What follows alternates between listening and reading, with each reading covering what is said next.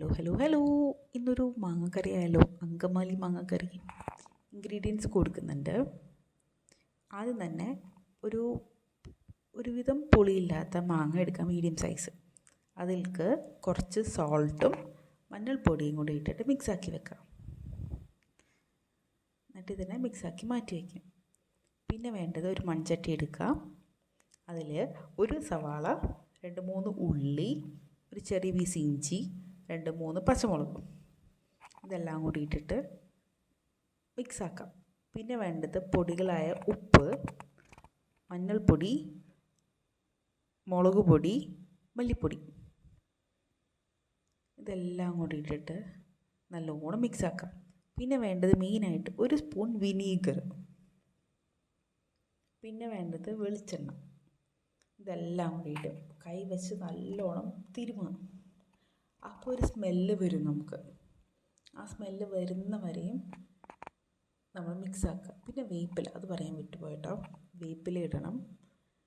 നല്ലൊരു അരോമ വരും, നമുക്ക് വായിൽ കപ്പലോടുന്ന ആ ഒരു വെള്ളവും വരും. അത്രയും നേരം മിക്സാക്കുക. പിന്നെ അതിലേക്ക് മാംഗോ ആഡ് ചെയ്യുക കേട്ടോ. ഇതൊരു വലിയ പുളിയില്ല, അതുകൊണ്ടാണ് ഒരു മാംഗോ ഫുള്ള് എടുത്തത്. പുളി ഉള്ളതാണെങ്കിൽ ഇത്രയും ക്വാണ്ടിറ്റി എടുക്കണ്ട. എന്നിട്ട് നല്ലോണം മിക്സാക്കുക.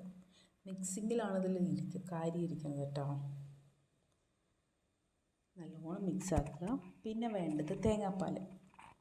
പാൽ 1ഉം 2ഉം ഇല്ലേ, അതിൽ ഫസ്റ്റ് സെക്കൻഡ് പാൽ ഒഴിക്കുക. 1ആം പാൽ ഒഴിക്കുന്നത്, ഇത് 2ആം പാൽ. ആദ്യം 2ആം പാൽ ഒഴിച്ചിട്ട് മിക്സാക്കുക. സ്റ്റൗവിൽ വെക്കണേ മുമ്പ് നല്ലോണം മിക്സാക്കുക. ഒരുപാട് വെള്ളം മാതിരി ആവണ്ട, കുറുക്കിയെടുക്കാനുള്ളതാണ്. നല്ലോണം മിക്സാക്കാം. മിക്സിങ്ങിലാണ് കാര്യം ഇരിക്കുന്നത്, ഞാൻ പ്രത്യേകം പറയാണ്. നല്ലോണം മിക്സാക്കാം. ഇനി അടുപ്പിൽ വയ്ക്കാം. ഒരു 5-10 മിനിറ്റ് വെച്ച് കഴിയുമ്പോഴേക്കും നല്ല കുറുകുറായി വരും. നല്ല തിളച്ച് വരുന്ന ടൈമിൽ നമ്മൾ എന്ത് ചെയ്യണം? സിമ്മാക്കിയിട്ട് 1ആം പാലില്ലേ, അത് ഒഴിച്ചു കൊടുക്കാം. തിക്കായിട്ടുള്ള മിൽക്ക് ഒഴിച്ചു കൊടുക്കുന്നുണ്ട്. പിന്നെ ഒരുപാട് നേരം വയ്ക്കണ്ട, ഒരു 2-3 മിനിറ്റ്സ് വെച്ചാൽ മതി കേട്ടോ. പിന്നെ ഇതിലേക്ക് വേണ്ടത് ഒരു താളിപ്പാണ്. അതിന് പാൻ വെച്ചു, അതിലേക്ക് വെളിച്ചെണ്ണ ഒഴിച്ചു കൊടുത്തിട്ട് കടുക് വേണ്ട, ഉള്ളി, ചെറിയുള്ളി 2-3 എണ്ണം അരിഞ്ഞത്, പിന്നെ വറ്റൽമുളക്, പിന്നെ വേപ്പില. ഉള്ളി നല്ലോണം ഒന്ന് ബ്രൗൺ കളറായി വന്ന വരെ ഒന്ന് ഇതാവട്ടെ. പിന്നെ അതിലേക്ക് ഒരു വറ്റൽമുളക് ഇട്ട് കൊടുക്കുന്നുണ്ട്, ഒരു തണ്ട് വേപ്പില, പിന്നെ കളറിന് വേണ്ടി 1 സ്പൂൺ മുളക് പൊടി. അതിൻ്റെ ആ പച്ച സ്മെല്ലൊക്കെ പോയി വരുന്നതിന് ശേഷം നമുക്കിതിലേക്ക് ആഡ് ചെയ്യാം.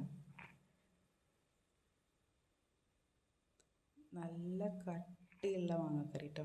ഇത് ചോറിൻ്റെ ഒപ്പം, അപ്പത്തിൻ്റെ ഒപ്പം ഒക്കെ അടിപൊളിയാണ്. അങ്കമാലിക്കാർക്ക് ഇതില്ലാണ്ട് കല്യാണ വീട്ടിലൊക്കെ ഉണ്ടാവുമെന്ന് പറയാം. അപ്പത്തിൻ്റെ ഒപ്പം അടിപൊളിയാണ്, അതേപോലെ ചോറിനൊപ്പം അടിപൊളിയാണ്. അപ്പോൾ ഇഷ്ടമായി, എല്ലാവരും ട്രൈ ചെയ്യുക.